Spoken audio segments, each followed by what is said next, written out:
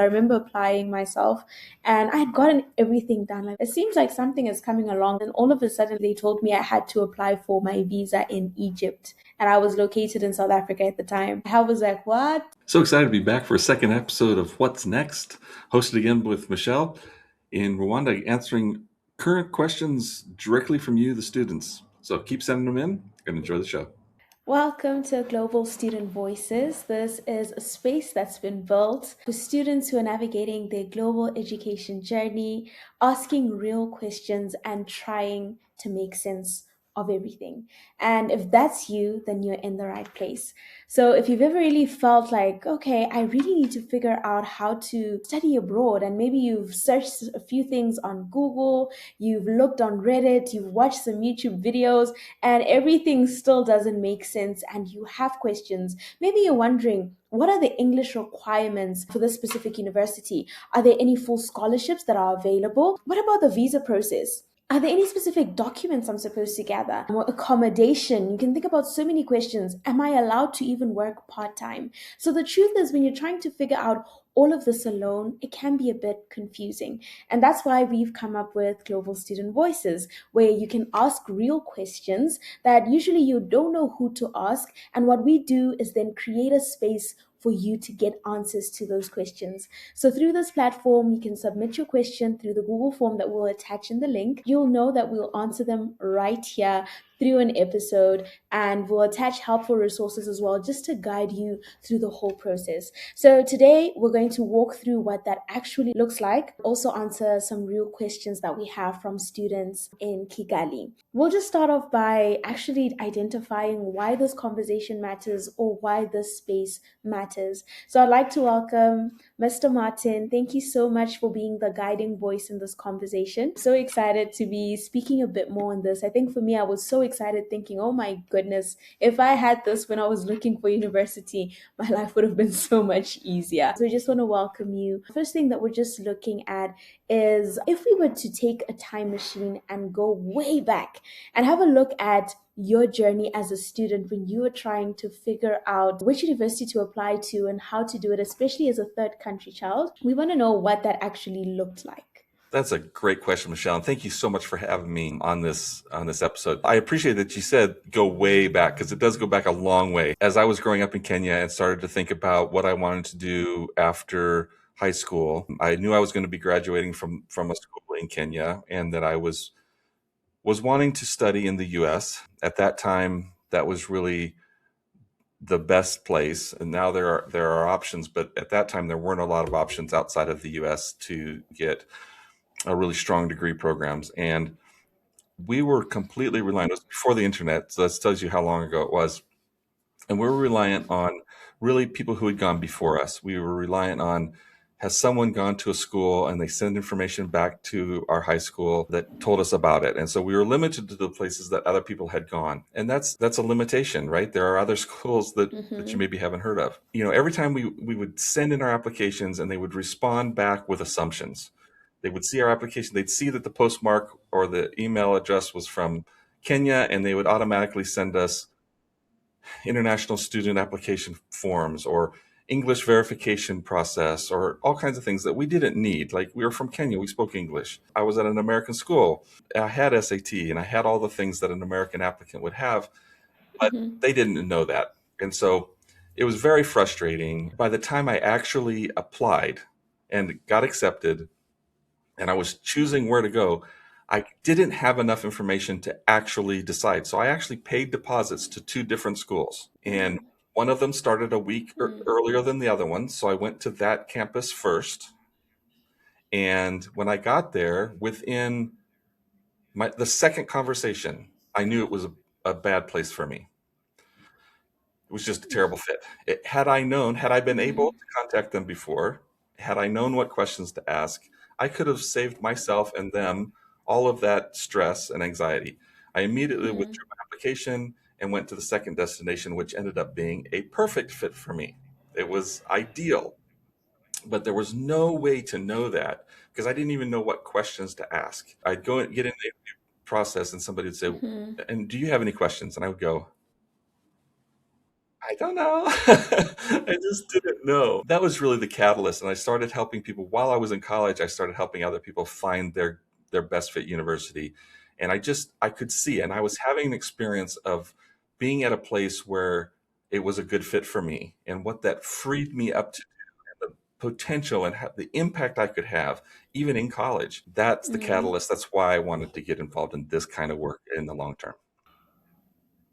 Wow, you actually answered my next question because I was about to ask what exactly then inspired you to think, okay, why do I want to start Global Student Solutions and guide students when it comes to, navigating that journey? Yeah, Hmm. I think that was So, I mean, that was part of it. And the follow-up question is really appropriate because while it was partially influenced, that actually was my motivation to actually go back and work at the university where I went to school. So I went back and joined the staff, mm, was a director of international student enrollment, was the admissions officer, and I thought that my preparation, I thought that's what I was called to do. I thought this is the perfect spot for me because I can make sure that any student that comes here has the kind of experience I had. I can make sure that the application process is very clear. I can speak their language. I can mhm, understand their ideas, but I can make sure I don't admit anyone that this isn't a good fit for, right? But then yeah, after doing that for a number of years, my heart really broke for the students who were at other universities around the country and around the world where they were, mm-hmm, they're international students. They did the best they could with the information they had, but their life was more difficult than it needed to be. And I think yeah, without question, that was the motivation to say, let me leave the comfort of my job and figure out a way to intervene in the lives of all of these mm, amazing students around the world in a way that they can have the kind of fulfilling next level experience that I got to have. I was privileged to have. How can we make that possible for more? Because I want to change the world. And I think a lot of people do. They're like, the world isn't what it should be, and I want to change mm-hmm, the world. And for me, this was the way to change the world because these students that are listening, and you are the yeah, students who are going to change the world and for a better. And if I can help create a place where you can flourish and become the best version of yourself, the more likely you are to yeah. have an even greater impact. I think that is just so amazing and it's so relatable because I'm thinking if you are in a place where you feel like, okay, I fit in and I can flourish here, you're definitely going to do so much better and actually excel. It literally propels you to do more than you even thought you could do. So I think that's really amazing. And I think it really connects so well to the question that we have from the student who's in Kigali, Rwanda. It's a question that I think most students are still trying to figure out, and it relates so much to the story that you've just shared with us. This question is from Juliana. She is located in Kigali, Rwanda. And essentially, what she asks us is, how can I secure a fully funded scholarship and successfully adapt to studying in a new country? Well, great question, Michelle, and thank you, Juliana, for sharing your question with us. I was on the call earlier today. That fully funded Mm-hmm. scholarship question comes up all the time. It came up with Derek this morning, my conversation with him. And really, I Mm-hmm. totally get the question, and it's an appropriate question. It's out of order. Yeah. So if you ask the question first, how do I find fully funded? I would say it's almost impossible. But if that's a follow-up question to what am I supposed Mm-hmm. to do in the world? And how do I do it? And what will prepare me to do it? Then you'll find yourself on a path that will lead to fully funded scholarship. If I'm at a university and somebody contacts me who needs full funding, if they just contact me and say I'm looking for full funding, I probably don't even answer that email, to be honest. There's just too many of them. But if I get an applicant who is a great fit for my university and I can see is passionate about what they want to study and I can see they understand that this is going to be a good fit and it's clear to me as the admission officer that this person would thrive at my university, then I'm now on their team to figure out how to make the funding work. And I will Mm-hmm. go look for an internal scholarship to help fund that, Mm-hmm. as opposed to just coming in and saying, I mean, essentially it comes down to who are you most likely to help? The person who walks up to you on the street and says, Mm-hmm. money, or the person who walks up to Mm-hmm. you and says, let me help you carry your bags. Mhm. And Mhm. in this case, when you're helping to fulfill the mission of the university, that university then says, we want to invest in you to help us do this because we see Mm. the amazing future you're going to have and we want to be part of that story. So that's where the funding comes from. And whether it's from the school or from other scholarship sources, all that money is investments in the future. And they're saying this person is worth investing in. But if you don't have a clear path, they don't have a way to invest in you. So that's why I say it's out of order. The second question is maybe Mhm. more important, and that's how do you successfully adapt to studying a new country? All of these things are so nuanced for each individual person. So that's one of the reasons I like what I do.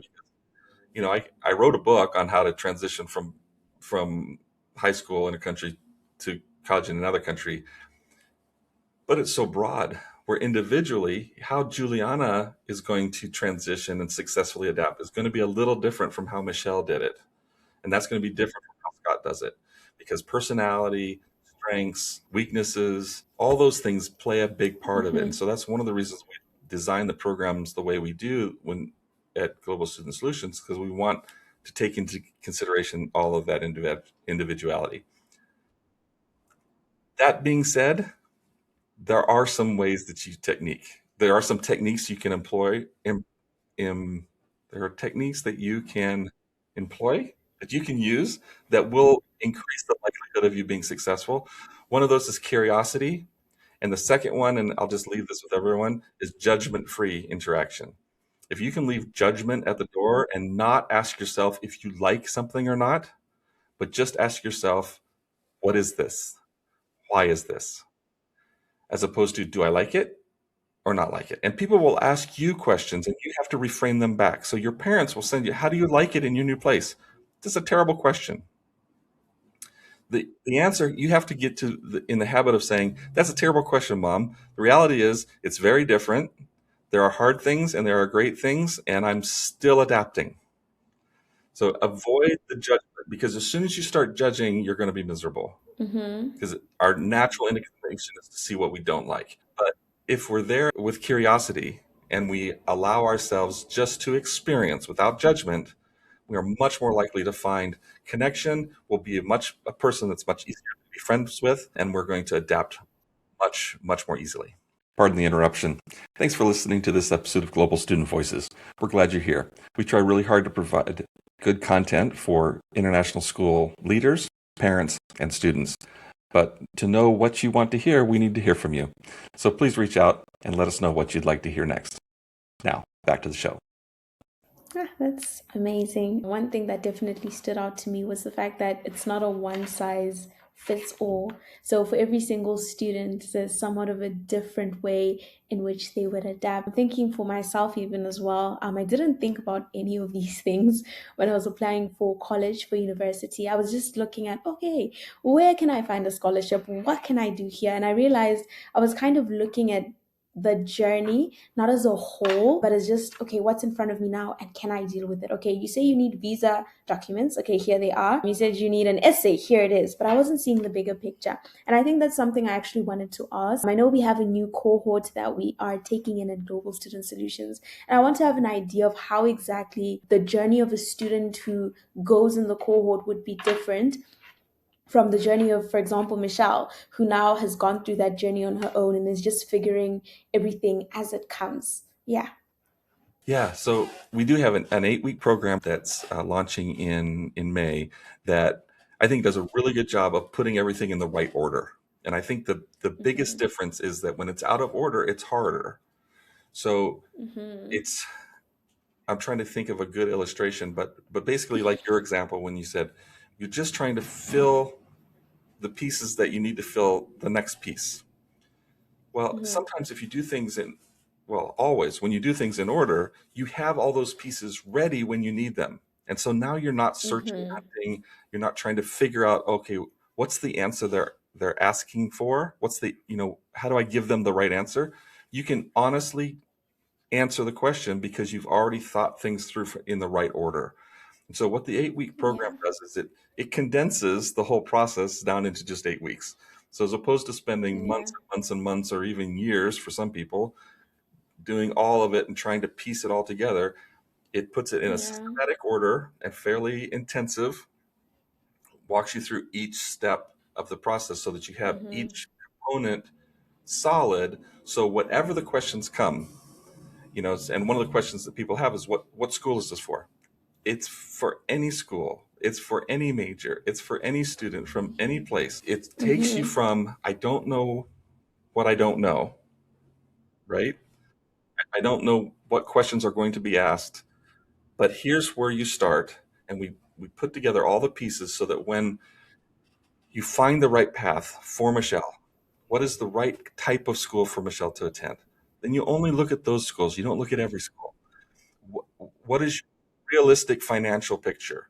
So we don't look at programs that are outside of that picture. How do you tell your story in a compelling way so that the schools and the scholarships that you apply for want to give you their money, as opposed to feeling like a beggar in the process? This 8-week program takes you from, in just 8 weeks, takes you from, I don't know what to do, to I've already applied to my first program, and this is the right path for me. I'm confident.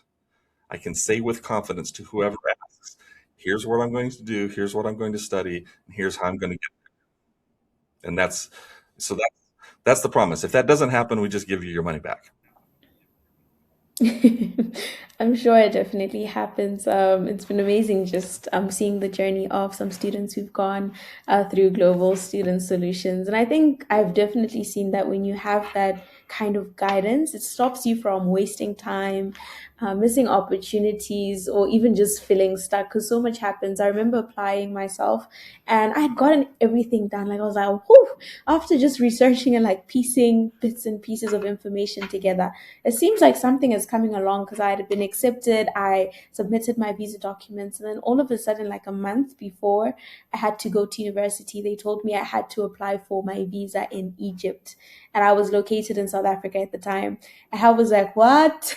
Egypt is actually so far from home, and I don't know anyone there. So, how would I even yeah go about it? So you just miss those small details because you don't have a structured plan. Yeah, and it's and it Um, and it can become a barrier that's impassable. Like you can't get past it. It's something you can't do.